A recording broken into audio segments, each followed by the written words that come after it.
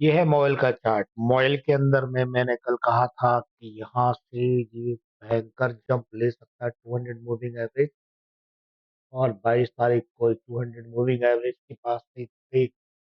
इसने ये 22 23 तारीख को आज की डेट के अंदर में 9:15 बजे ये जंप मारी है कि 347 में तो 42 के आसपास ही घूम रहा था।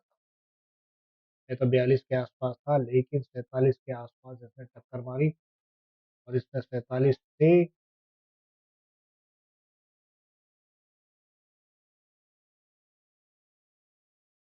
नीचे, ठीक है, 47 से नीचे सपोर्ट और रजिस्टर दोनों तैयार कर दिए।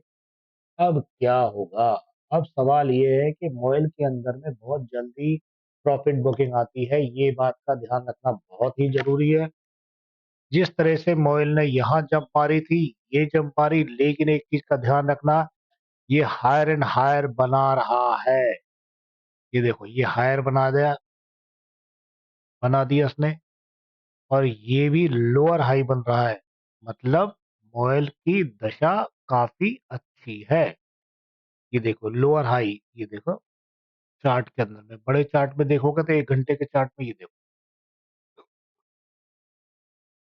बेहतर स्टेज पे अच्छा काम करते हुए थोड़ा सा प्रॉफिट बुकिंग आएगी। लेकिन लॉन्ग टर्म के अंदर में आप इसे देखोगे तो मॉल का चार्ट बेहतर अवस्था पे खड़ा हुआ है। ये बार बार यहीं से रिटर्न आ रहा है, लेकिन जैसे ही रिटर्न टूटेगा तो 356 के आसपास ये खड़ा हो जाएगा। 356, ये 356 आने में इसे टाइम भी नहीं लगेगा। 356 आने में, अब सवाल छोटे चार्ट पे देखते हैं पहले क्या होगा। छोटे चार्ट पे होगा कुछ नहीं, यहाँ पर हेड एंड शोल्डर बनाया है, हेड एंड शोल्डर थोड़ा सा पिटेगा। ये पिटेगा कितना? ज्यादा ज्यादा यहाँ तक आए, यहाँ से जाके थोड़ा सा नीचे आने की कोशिश करेगा जब तक 200 मूविंग एवरेज ऊपर आ जाएगी। तो ये 337 के आसपास से उठना चालू होगा। 337 के आसपास से उठना चालू होगा, और फिर अपनी रफ्तार पे एक डंडा खड़ा कर देगा। मतलब इसे कहते हैं फ्लैग पैटर्न।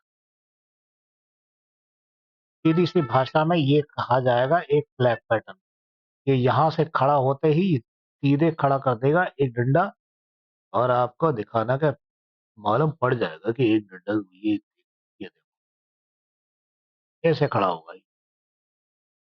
वापस रफ्तार तेज रहेगी। ये देखो, मैंने इसीलिए बात बताई, ये inverse head and shoulder pattern बन रहा है।